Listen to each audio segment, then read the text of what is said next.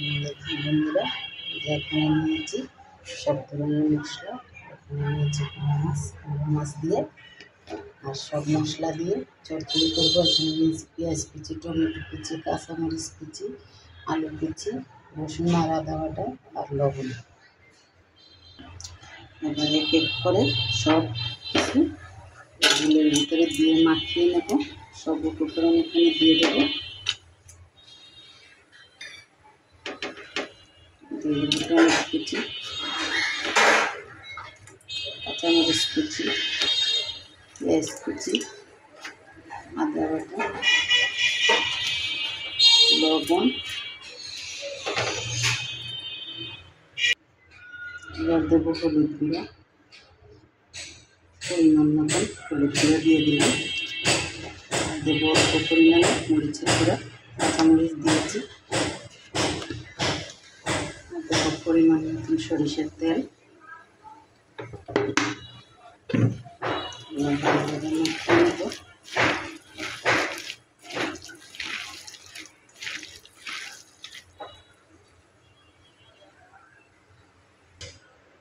ভালোভাবে মাখিয়ে নিলাম।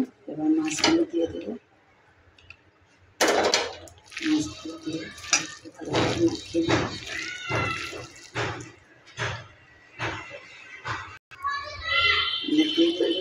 ভালোভাবে মাখিয়ে নিলাম।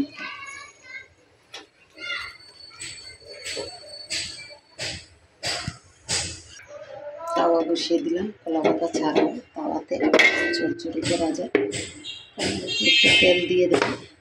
তেল দিয়ে তাওয়াটাকে ভালোভাবে মাখিয়ে নেব।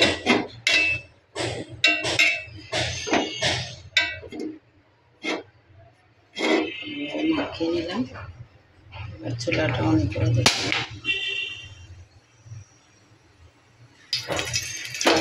হয়ে গেছে। এবার মাছগুলি দিয়ে দেবো। তাওয়ার মধ্যে কলা পাতা ছাড়াও এভাবে ছোটো মাছ চড়চড়ি করা যায়। সবসময় সম্ভব না, মানুষের সব কিছু নাই বন্ধুরা।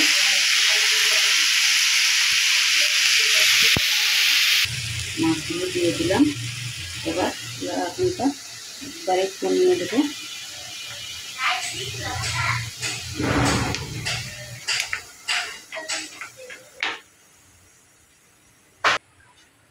আগুনটা একবারে ডিম করে দিলাম। এবার ঢাকা দিয়ে দেবো।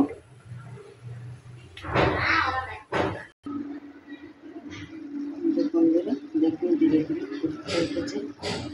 আস্তে আস্তে হবে, আর এটা শুকাতে হবে।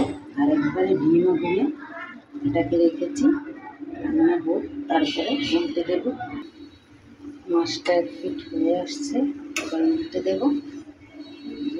উল্টে দেবো।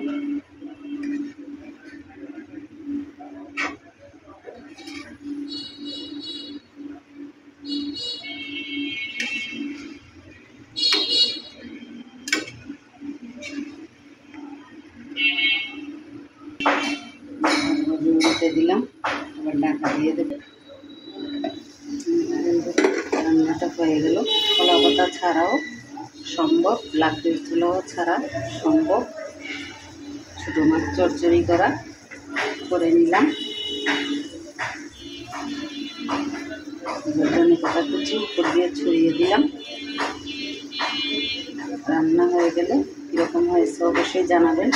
দিলে আর দেখালাম না। ভালো লাগলে লাইক দিবেন, শেয়ার করবেন, আমাদের পাশে থাকবেন। ভালো থাকবেন, সুস্থ থাকবেন। আসসালামু আলাইকুম।